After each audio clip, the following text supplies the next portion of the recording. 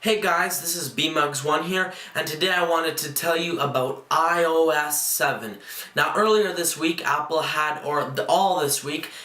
having the Worldwide Developers Conference. Okay, so in iOS 7, there are 12 main differences from iOS 6, and I'm going to go through them with you. Okay, so the first thing, which I think is actually very, very important, it's probably going to be one of my favorite features, and it's probably going to be the most useful new feature. Okay, now this is called Control Center. So if I am going in, right, you can see my apps. Instead of scrolling from the bottom for Notification Center, what I'll be able to do is I'll be able to scroll up from the bottom, then have a little Control Center with easily access things that I can access right away, such as flashlight, calculator, camera, and that kind of stuff. So if you're in an app, you can just do that. Notification Center, there's still going to be Notification Center, it's just a different design. I'll show you a little bit in the following clip.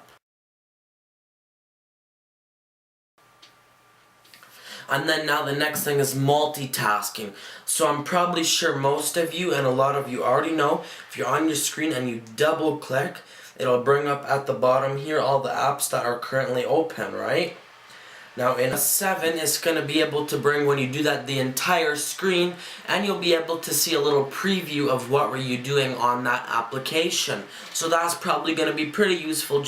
And now the next thing I am personally very, very excited about is kind of like this app, I'm sure a lot of you know it.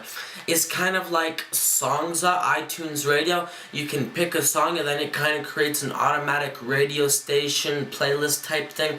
And then it plays all songs that are similar and gives you the option to buy them. And if you're an iTunes Match subscriber, you get it without any ads. But if you're not, it's all for free. There's just going to be ads placed. Now the camera app. I'm not even going to tell you about the camera app. It's pretty self-explanatory, so it'll just be right here to show you. Let's talk about the camera. So now your camera in iOS 7 is 4 cameras in one. You can just swipe from your video camera to your photo camera to your square cropped camera to your pano camera. And when you're taking stills, you now have access to live photo filters, from some gorgeous black and whites to some classic color filters as well. Photos. Now the photo app is completely redesigned, and I mean like completely, absolutely redesigned. So with your great new camera, we want to give you a great new way to manage your photos, and it's the new Photos app. You know, for many users, this is what their photo organization looks like. An endless, unorganized stream of their camera roll. We've all been there. But you know, it doesn't have to be this way. There's great information in those photos. iOS knows where you took the photos and when you took them, and that provides inherent structure that we can use to organize those photos. And now, in Photos in iOS 7, we do. We organize them into moments. And I'd like to give you a demo of that right now.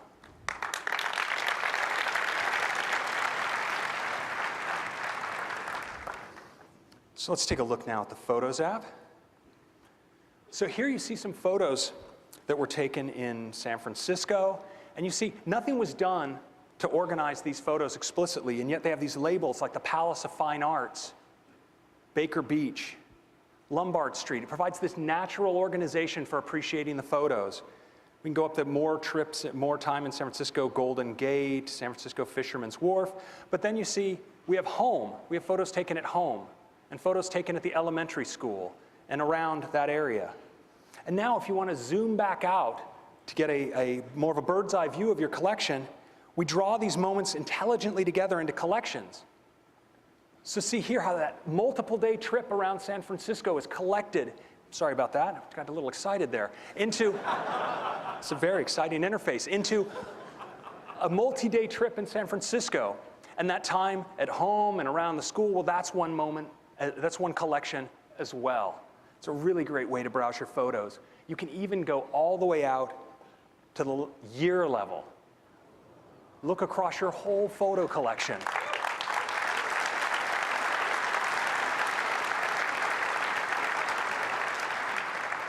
And look at how we pull out the interesting places that you went in that year. Like 2011 was Colorado and Hawaii. 2012 went to South America. You may not remember when you did it, but iOS does.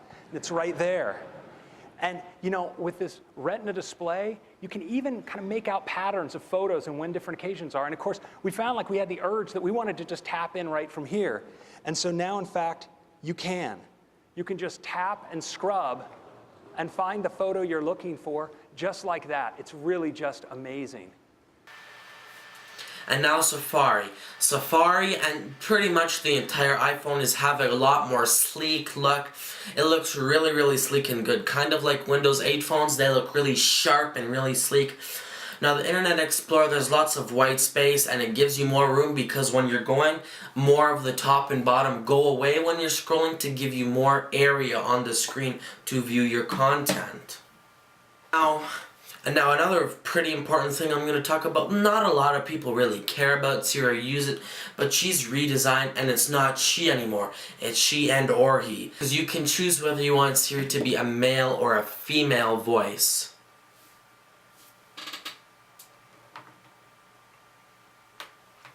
Now Mailbox, it's all white, really sleek looking, and I'll just include some little pictures on the screen here.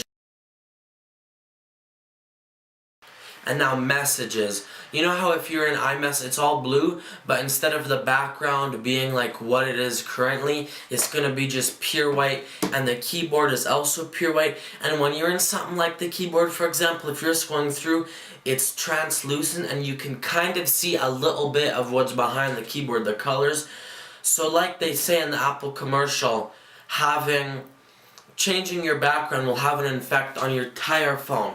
And now one quick tip I'm going to throw in is when you're on the screen, when you move your device side to side and look at it, the icons and background are going to slightly move to give it a kind of 3D effect. I'm looking very forward to getting it in the fall when it comes out. But anyway, thank you for watching and I hope you like this video. It supports me a lot and it'll help me be able to make a lot more videos and more often for your enjoyment.